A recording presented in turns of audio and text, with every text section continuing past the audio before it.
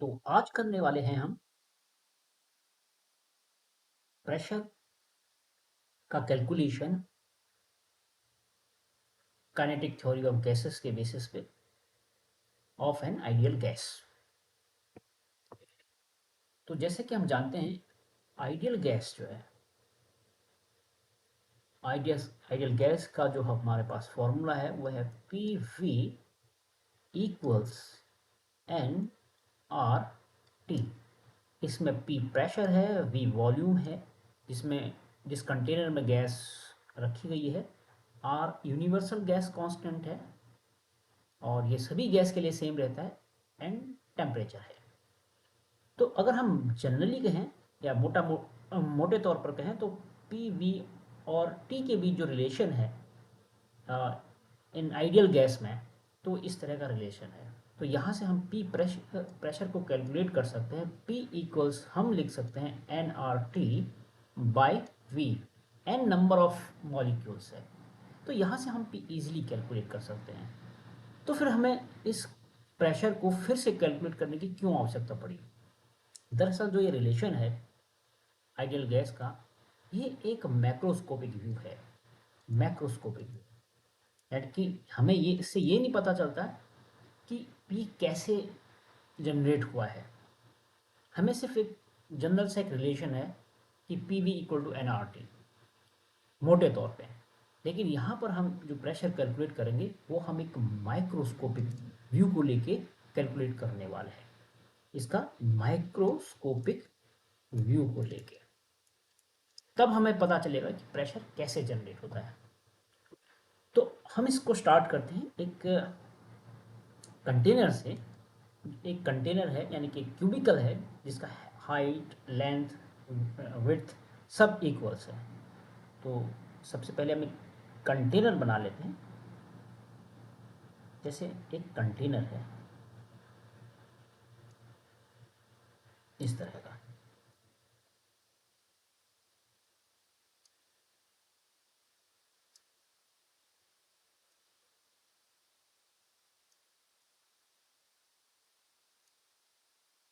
ये कंटेनर है, इसमें आइडियल गैस रखी हुई है। अब आइडियल गैस क्या है? आइडियल गैस क्या है कि एक ऐसा गैस, ये इमेजिनरी है एक्चुअली, जो P V equal to N R T के रिलेशन को फॉलो करता है। एक्चुअल में कोई भी गैस आइडियल गैस नहीं है, बट फिर भी हम आइडियल गैस को इसलिए लेते हैं क्योंकि ये बहुत सारी कॉन्सेप्ट को हमें हेल्प करने में, हमें कैलकुलेट करने में, समझने में हेल्प करता है।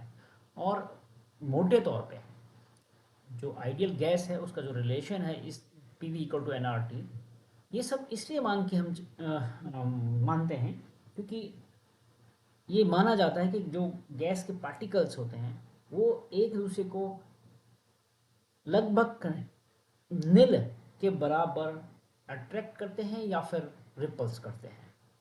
उनका कोई वॉल्यूम नहीं होता है। तो इस पॉइंट ऑफ व्यू से हमने एक अ, हमने जो हम रिलेशन जानते हैं आइडियल गैस के बारे में वो है P V equal to N R T. तो हर एक आइडियल गैस बहुत लो प्रेशर पे, हाई टेम्परेचर पे वो इस रिलेशन को फॉलो करेगी। तो ये रिलेशन हमें कॉन्सेप्ट को इजीली समझने के लिए हमें हेल्प करता है। बहुत सारे कॉन्सेप्ट को हम इसी बेस पे ही सॉल्व करते हैं। इसलिए ये एक आइडियल गैस है।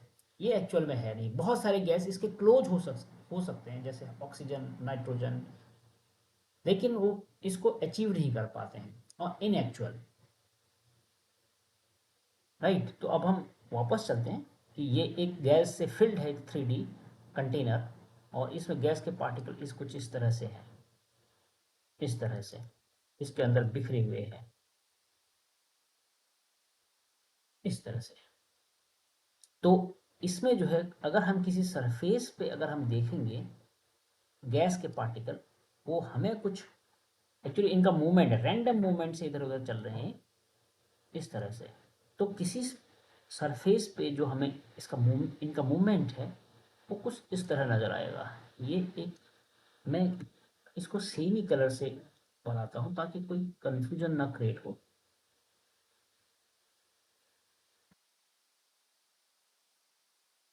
इस तरह से जो है हमें ये दिखाई देगा, एक सरफेस हमें कुछ ऐसा दिखाई देगा, ठीक है।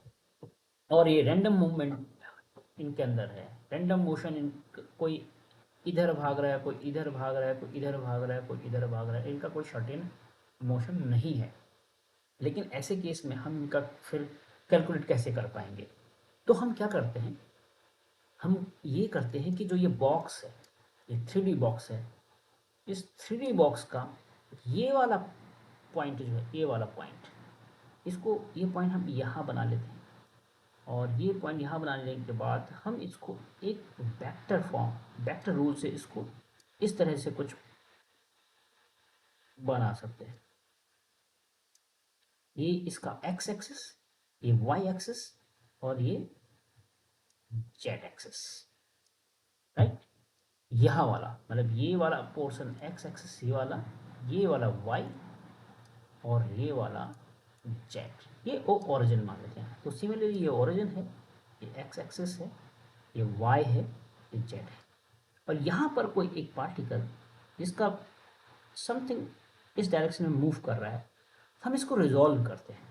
ये v स्पीड से जा रहा है और ये इसका x कंपोनेंट है, तो इस दीवार से, यानी कि ये जो पार्टिकल अगर इस दीवार की तरफ आ रहा है, इसको लिख लेते हैं वॉल 1 और इसको लिख लेते हैं वॉल 2। तो हम ये मानते हैं कि हर एक पार्टिकल का जो मास है, ये भी मान लेते हैं पार्टिकल का, ईच पार्टिकल का जो मास है वो m है। और हर एक पार्टिकल जो इस x के डायरेक्शन में जा रहा है, अगर ये वेलोसिटी यहाँ पर जो पार्टिकल है वो v इस डायरेक्शन में जा रहा है, लेकिन इसका कंपोनेंट x डायरेक्शन में vx स्पीड से जा रहा है, यानी कि हर एक पार्टिकल्स जो x डायरेक्शन में जा रहे हैं सीधे सीधे, वो vx स्पीड से जा रहे हैं, और y डायरेक्शन में वो vy स्पीड से जा रहे हैं, z डायरेक्शन में vz स्पीड से जा रहे हैं। तो यहाँ पर इस v, अगर v का डायरेक्शन कुछ और है, लेकिन वेक्टर्स रूल से उसका जो x डायरेक्शन में जो स्पीड है पार्टिकल की vx है। तो हम कॉन्सेप्ट को सिंपल करने के लिए हर पार्टिकल को हम ये समझ लेते हैं कि x डायरेक्शन में मूव कर रहे हैं। तो एक पार्टिकल का मास m है और x डायरेक्शन में जाने वाला हर एक पार्टिकल का जो स्पीड है वो vx है, वेलोसिटी उसकी vx है। यहाँ वेलोसिटी मैं इसलिए कह रहा हूँ क्योंकि हम इसमें मोमेंटम को कैलकुलेट करने वाले हैं, या आप यहाँ पर हम स्पीड भी इसको कह सकते हैं, अभी इस सिर्फ समझने के लिए, बाद में हम इसको वेलोसिटी ही बोलने वाले हैं। तो इस तरह से हम वेक्टर रूल से इसको रिजॉल्व करते हैं। तो अब क्या है कि हमें जैसे प्रेशर कैलकुलेट करना है, तो प्रेशर हम करेंगे सब सिंपल मेथड से। प्रेशर को हम एक्चुअली क्या दिखाते हैं, प्रेशर का मतलब क्या है? प्रेशर का एक फॉर्मूला होता है कि ये होता है force upon area, force F यानी एरिया A, जिस एरिया पे लगा है।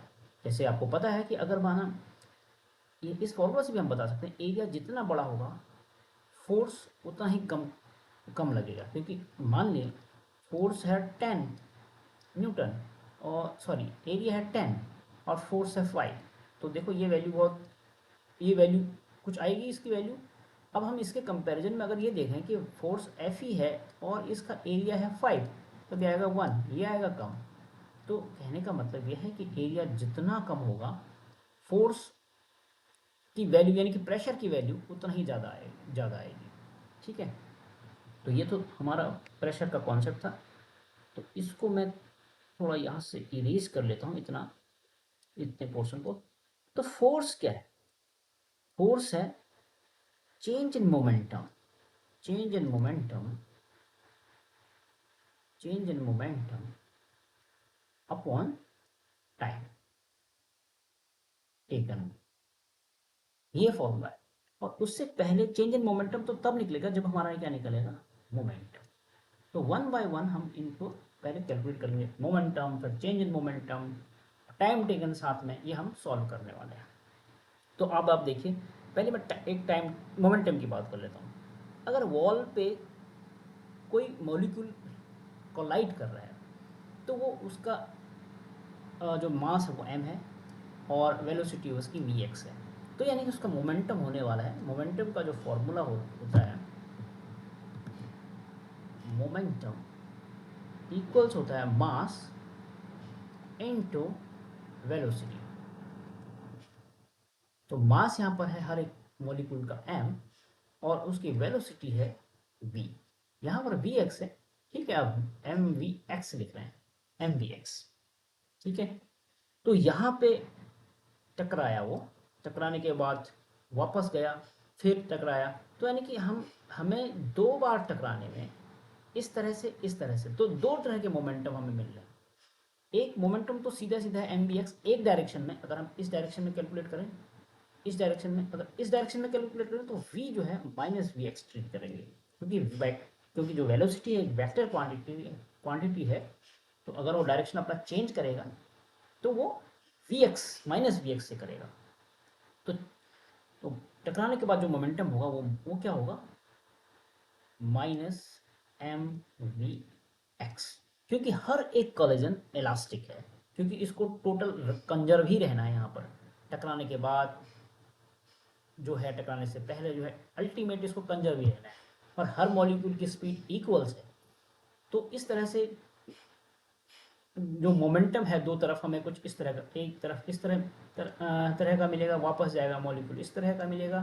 तो जो चेंज इन मोमेंटम है, तो चेंज इन मोमेंटम है वो हमें मिलेगा कुछ इस तरह से, एम बी एक्स एक डायरेक्शन में minus minus M V X, क्योंकि डायरेक्शन चेंज कर दिया तो ये टोटल हो गया minus into minus plus plus M V X, यानी कि इनको ऐड कर दें तो टू एम बी एक्स इसका चेंज इन मोमेंटम मिल जाएगा, ठीक है। अब change in momentum two M V X हमें मिल गया है। हम नेक्स्ट पेज पर चल लेते हैं एक बार। Change in momentum, change in momentum हमें क्या मिला, टू चेंज इन मोमेंटम अभी नहीं मिला हमें, momentum change in momentum two M V X मिला, लेकिन अगर फोर्स के, अब हमें टाइम कैलकुलेट करना है।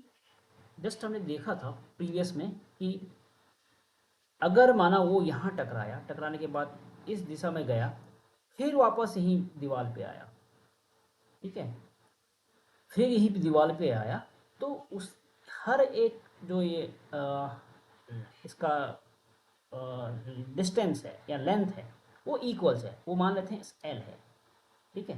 तो ये लेंथ, इससे मान लो इस हर क्यूबिकल का जो क्यूबिकल कंटेनर जो है, हर तरफ इसका जो लेंथ ब्रेड ये सब इक्वल है, एल ये भी है, ये भी एल है और ये भी एल है, सब तरह बराबर है, एल लेंथ है इसका, ठीक है। तो एल जब लेंथ है इसका, तो यहाँ से हम, एक दीवार ये है एक दीवार ये है, तो एक बार टकराया यहाँ पर, फिर ये एल गया, वापस आया, फिर एल आया, तो टोटल डिस्टेंस कितना गया, ये टोटल डिस्टेंस कितना हो गया इसका, वो हो गया एल प्लस एल यानी टू एल। और इसकी जो स्पीड है, वो स्पीड क्या है, वी एक्स स्पीड। तो टाइम कितना लगेगा, टाइम यानी कि टाइम टेकन, कब कौन सा टाइम टेकन है, एक कलिजन से लेकर दूसरे कलिजन तक आने में कितना टाइम लगेगा। तो टाइम कितना लगेगा इसको, total distance that is 2l upon V X, कितना इसको टाइम लगेगा।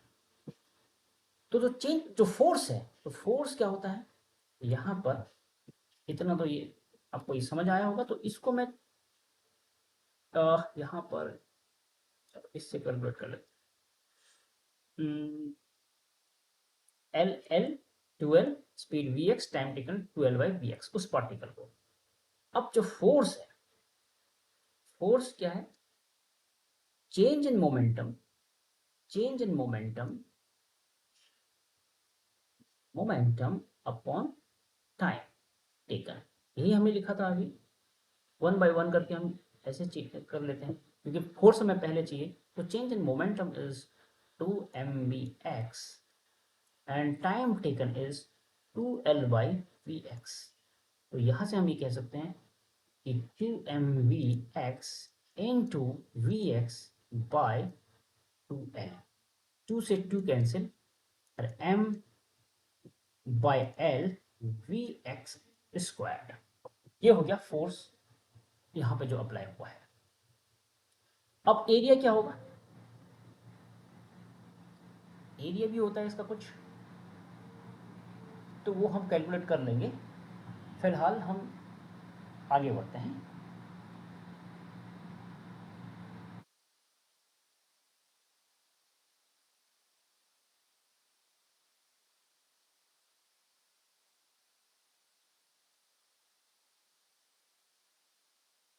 तो आगे बढ़ते हैं फोर्स को लेके सिर्फ। तो ये आप, ये जो फोर्स है, ये जो हमने फोर्स बनाया है, दिस फोर्स यानी कि दिस फोर्स एफ, ये force F equal to M by V, M by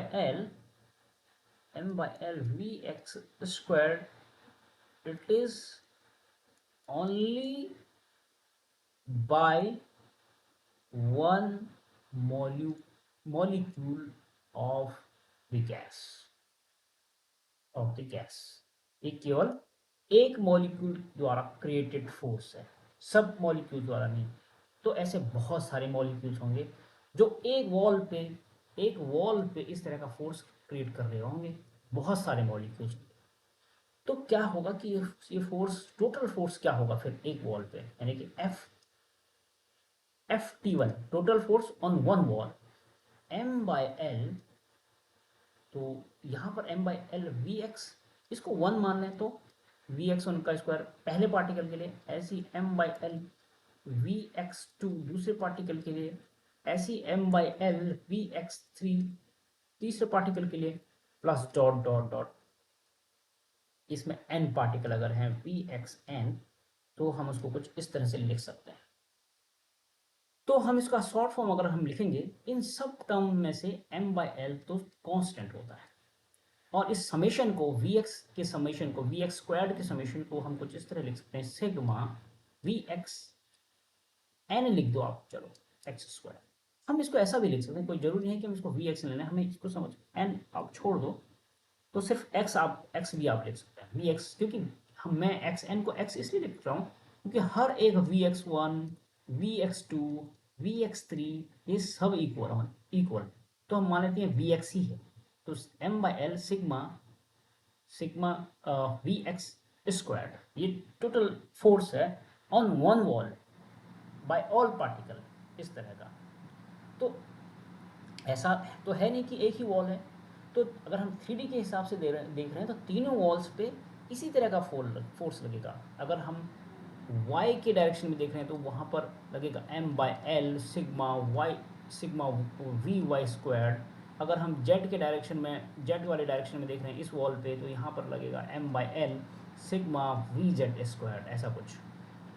तो फोर्स जो है F टोटल फोर्स T1 जो फोर्स है, तो ये कितना हो जाएगा टोटल फोर्स, ये टोटल फोर्स हो जाएगा, इसको हम कुछ इस तरह लिखते हैं, इस ये फोर्स समझ लो टोटल फोर्स। अब टोटल फोर्स है ये, टोटल फोर्स क्या होगा, तो इस पे एक्स डायरेक्शन में जो पार्टिकल्स जा रहे हैं वो होगा M by L sigma we x square. तो सारे डायरेक्शन में, इन ऑल डायरेक्शन में, जब ऑल डायरेक्शन में फिर क्या होगा कि सभी डायरेक्शन के हम ऐड कर रहे हैं v M by L sigma वो we x square plus we Y square plus V Z square. तो ऑल डायरेक्शन के लिए जो फोर्स है वो फोर्स होगा M by L sigma we x square plus we Y square plus V Z square. ठीक है, तो इस तरह से ये फोर्स आ जाएगा। तो हम इसका नेक्स्ट पेज में चले जाते हैं एक बार फिर से, क्योंकि यहाँ पर ये आएगा नहीं। F इक्वल टू था हमारा m by L sigma we x square plus we Y square plus V Z square, इस तरह का। तो अगर हम वेक्टर रूल्स को देखें, एक एक्सेस ये है, एक ये है, एक ये है, और अगर ये है v, ये है वी एक्स, ये है वी वाई, ये है वी जेड, जहाँ V X, V Y, V Z सभी सेम है अगर हम वेलोसिटी के पॉइंट ऑफ व्यू से देखें, और वी स्क्वायर इक्वल टू होता है V x square plus we Y square plus V Z square, right. तो यहाँ से ये सब इक्वल हैं, तो हम सब माना सब वी एक्स ही होते तो सबकी स्पीड वी एक्स के बराबर है, वी वाई के इक्वल है, या फिर वी जेड के इक्वल है। अगर हम तीनों को ही वी एक्स लिख लें तो ये 3 वी एक्स स्क्वायर हो जाएगा। ये एक्चुअल में इसकी जो वेलोसिटी ये है वी एक्स स्क्वायर है, तो वी एक्स स्क्वायर इक्वल्स हमारा हो जाएगा वी स्क्वायर बाई 3। ठीक है, यहाँ से हम ये लिख सकते हैं कि ये तो सभी इक्वल हैं, ये सभी इक्वल हैं, तो अगर हम इनको ऐड करें तो वी एक्स स्क्वायर इस तरह का, तो हम इस टोटल टर्म्स को कुछ इस वे में लिख सकते हैं, F equal to M by L into sigma V square by 3। ठीक है, कुछ हम इस तरह लिख सकते हैं इसको।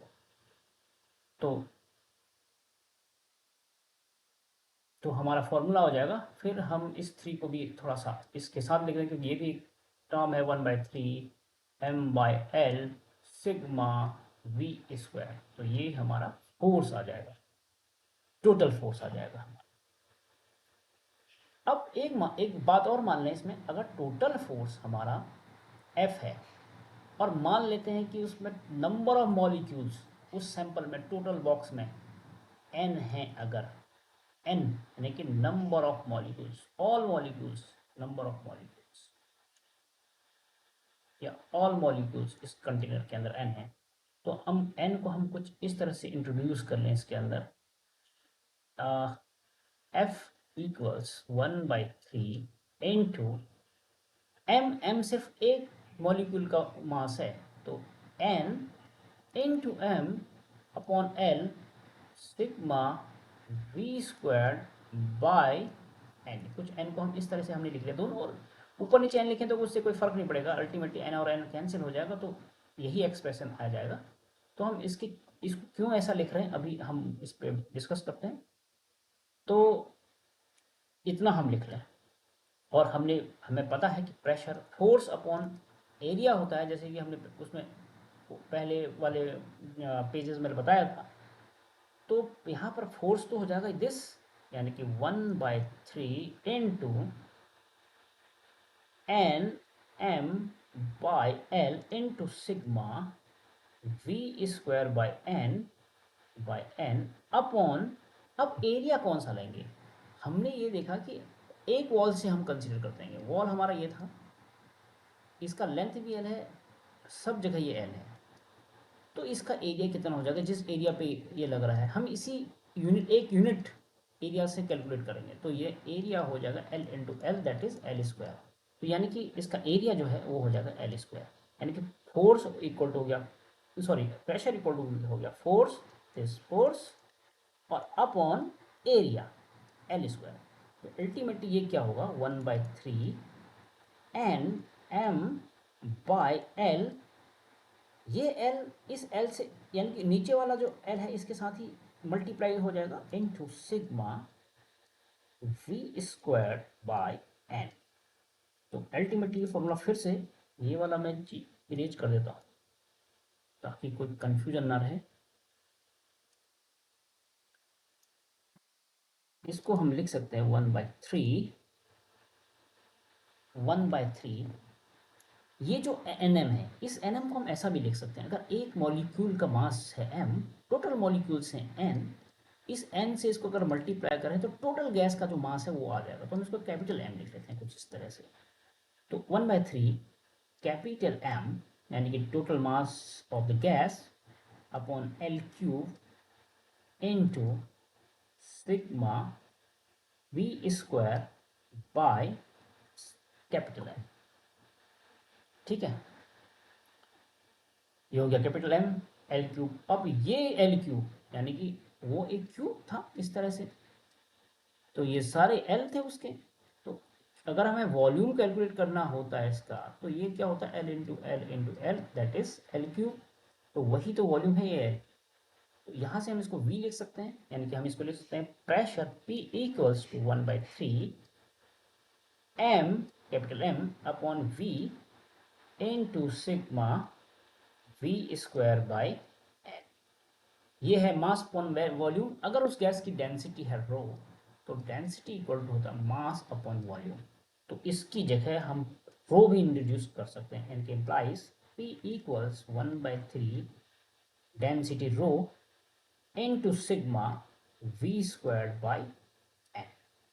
तो ये फॉर्मूला कुछ हमें इस तरह से भी हम इसको लिख सकते हैं। Where M is total mass, हमने आपको पहले ही बता रखा है, रो इज द डेंसिटी। और अब इसमें जो ये वाला टर्म है, इसको हम एक्सप्लेन करने जा रहे हैं। तो नेक्स्ट चलते हैं, सॉरी हम चलते हैं नेक्स्ट, देन फिर नेक्स्ट। तो यहाँ पर नहीं आएगा, थोड़ा इसका हम इसको और हल्का सा बढ़ा देते हैं, तो कुछ इस तरह का कर देते हैं। तो यहाँ पर हम इसको लिख सकते हैं P इक्वल टू हमारा तो ये आ गया, और ये जो sigma V square by N है, सिग्मा V स्क्वायर बाय ये इसको हम कहते हैं average of the speeds squared, average of the speed squared sigma V square by N. इसको हम it is also written as, ये आप नोट कर लें, V बार स्क्वायर्ड, यानी कि V बार कहने का मतलब है, V बार स्क्वायर्ड का मतलब होता है sigma V square by N. तो अल्टीमेटली ये क्या होने जा रहा है, इसी को हम कहते हैं रूट मीन स्क्वायर स्पीड। क्या बोलते हैं इसको हम? मीन स्क्वायर स्पीड बोलते हैं इसको। मीन मतलब एवरेज, मीन स्क्वायर स्पीड। अगर हम इसका, तो इसका मतलब यहाँ से हम ये लिख सकते हैं P इक्वल्स 1/3 रो, और इसको अगर हम V बार स्क्वायर लिख सकते हैं तो V बार स्क्वायर, यानी कि मीन स्क्वायर स्पीड। इसको हम मीन स्क्वायर स्पीड कहते हैं। तो मीन स्क्वायर स्पीड आपका ये हो जाएगा। तो इस मीन इसको, और यहाँ पर अगर आप इस डेंसिटी को चेंज करना चाहें, फिर से डेंसिटी को आप चेंज कर सकते हैं। आप इसको m के फॉर्म में भी लिख सकते हैं, इस कुछ इस तरह का, जैसे कि हम P equal to 1/3 density mass upon volume, mass upon volume V bar का स्क्वायर। तो यहाँ से हम फिर कह सकते हैं कि ये V अगर हम PV से मल्टीप्लाई करें तो PV इक्वल टू हो सकता है 1/3 M V बार स्क्वायर। तो हम इसको कुछ इस तरह भी लिख सकते हैं, ठीक है। और एक एक मॉलिक्यूल्स में आप तोड़ के भी लिख सकते हैं, क्योंकि M जो है N इंटू M है, तो फिर से M को हम तोड़ सकते हैं। तो ये न्यूमेरिकल सॉल्व करने में भी हमारी मदद करेगा। अब है रूट मीन स्क्वायर स्पीड। अब इसी से related root mean square speed. तो रूट मीन स्क्वायर स्पीड क्या है, जिसको हम रूट मीन स्क्वायर स्पीड कहते हैं, root mean RMS, root mean square speed. यहाँ पर थोड़ा सा सही लिख देते हैं, रूट मीन स्क्वायर स्पीड। ये क्या है, ये यही है। इसको हम डिनोट करते हैं VRMS से। इसको हम लिखते हैं, अब देखो VRMS का मतलब यहाँ पर, अगर हम यहाँ पे हमने अभी देखा था V square equal to sigma V square by N, actually यही आपका VRMS है। अगर हम इसको स्क्वायर कर दें तो ये इतना sigma V square by N है। अगर हम स्क्वायर को हटा दें, तो हम लगाएंगे इस पर अंडर रूट, ठीक है, under root sigma V square by N, इसी ऐसे ही लगाएंगे। तो इसका मतलब ये हुआ, और इसको हम V बार लिख रहे थे, तो इसका मतलब हम ऐसा भी लिख सकते हैं, V बार का स्क्वायर इक्वल टू VRMS का स्क्वायर, और VRMS का स्क्वायर, और VRMS का स्क्वायर का मतलब ये है, VRMS का स्क्वायर का मतलब ये है कि जैसे आपको पता है, आप देखेंगे P इक्वल टू क्या है, 1/3 रो VRMS का स्क्वायर, यानी कि हम इसको लिख सकते हैं यहाँ से कुछ इस तरह, थोड़ा इसको मैं इरेज कर लूँ। अगर हम पी के टर्म में लिखना चाहें, अगर हम पी के टर्म में लिखना चाहें तो हम कहाँ लिख सकते हैं इसको? ऊपर लिखते हैं, चलो यहाँ पर कैलकुलेट कर लेते हैं। अगर हम p इक्वल्स लिखना चाहें, हमारे पास p equal to 1/3 rho v bar का स्क्वायर था, इसको हम लिख सकते हैं वी आर एम एस का स्क्वायर। तो हम इसको कुछ इस तरह लिख सकते हैं 1/3, सॉरी, अगर हमें एस इसको लिखते हैं 1/3 रो वी आर एम एस का स्क्वायर, ऐसा लिख सकते हैं। तो यहाँ से वी आर एम एस हम क्या लिख सकते हैं? वी आर एम एस का स्क्वायर इक्वल टू 3p/रो, ऐसा लिख सकते हैं। और अल्टीमेटली फिर वी आर एम एस को हम लिख सकते हैं 3p/रो इसका अंडर रूट, दोनों ओर स्क्वायर रूट करेंगे तो ये हट जाएगा, तो वी आर एम एस यानी कि रूट मीन स्क्वायर स्पीड ये हो जाएगा। तो रूट मीन स्क्वायर स्पीड का को भी हम कैलकुलेट कर सकते हैं इस तरह से। और हमने देखा कि पी को कैसे कैलकुलेट कर सकते हैं। तो पी के बहुत सारे फॉर्मूले हमने निकाले, एक ये इस टर्म में निकाला, फिर उसको डेंसिटी के टर्म में निकाला। तो इस तरह से हम पी को कैलकुलेट कर सकते हैं, प्रेशर को कैलकुलेट कर सकते हैं from kinetic theory of gases, इसका माइक्रोस्कोपिक व्यू को लेके। और साथ में हमने रूट मीन स्क्वायर स्पीड भी इस कैलकुलेट किया है इसका। तो आई होप कि आपको ये कैलकुलेशन समझ में आया होगा। अगर बीच में अगर कहीं पर आपको कोई डाउट है तो आप मुझे कमेंट बॉक्स में लिखें, और आई होप कि मैं उसका आंसर देने की कोशिश करूँगा। And thank you for watching.